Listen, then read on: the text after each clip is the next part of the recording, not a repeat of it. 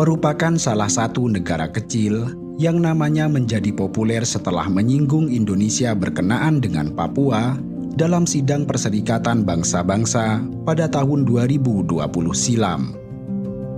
Bukan sekali, pada tahun-tahun sebelumnya, salah satu negara miskin yang terletak di sebelah timur Australia ini bahkan kerap mencampuri urusan Indonesia berkenaan dengan Papua.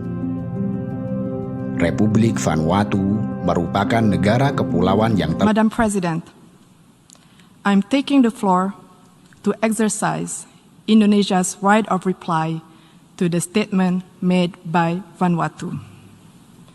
It is shameful that this single country continues to have excessive and unhealthy obsession about how Indonesia should act or govern itself. Frankly speaking, I'm confused. How could a country try to teach others while missing the point of the whole fundamental principles of the United Nations Charter?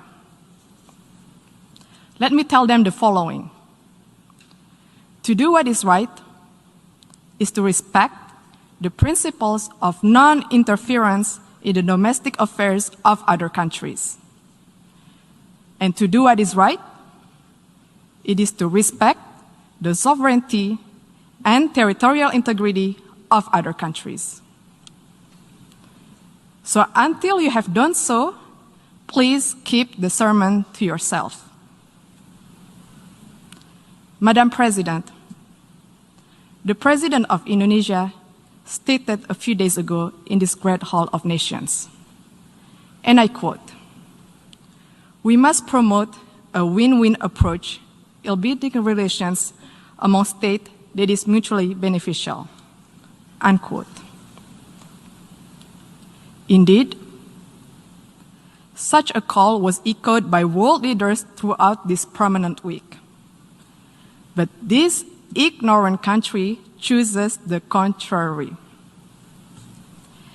At times of an emergency health crisis and great economic adversity, it prefers to instill enmity and sow division by guising their advocacy for separatism with flowery human rights concern.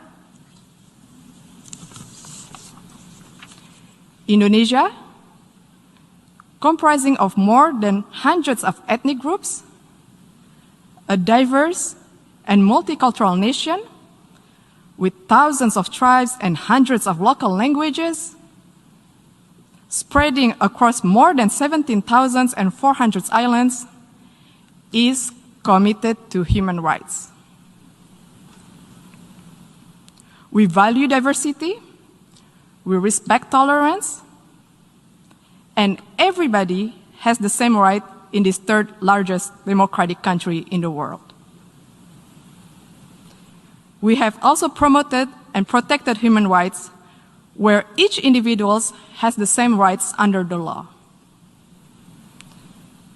Furthermore, we have ratified the International Convention on the Elimination of all forms of racial discrimination. While interestingly, Vanuatu has not even signed it. And how could one talk about promoting the right of indigenous people when it does not even sign the International Covenant on Economic, Social, and Cultural Rights, the core human rights instrument? This actually raises the question, do they really care about indigenous concern?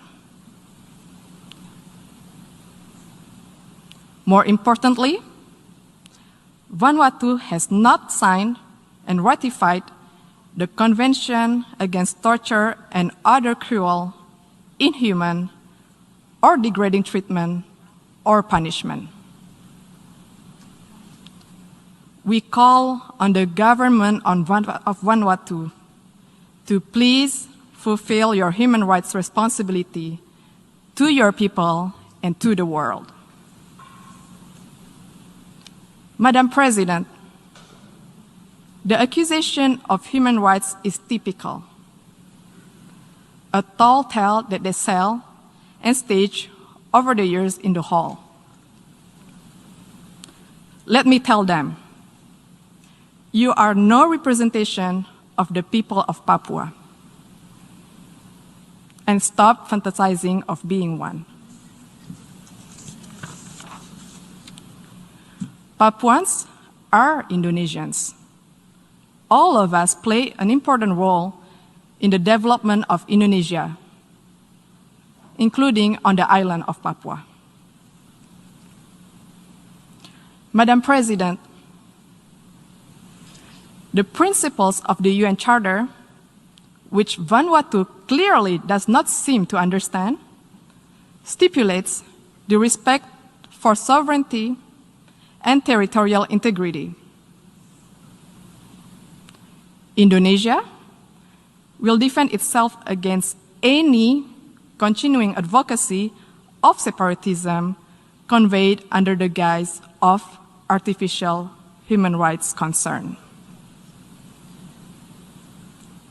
The provinces of Papua and West Papua are irrevocable parts of Indonesia since 1945. It has also been firmly endorsed by the United Nations and the international community decades ago.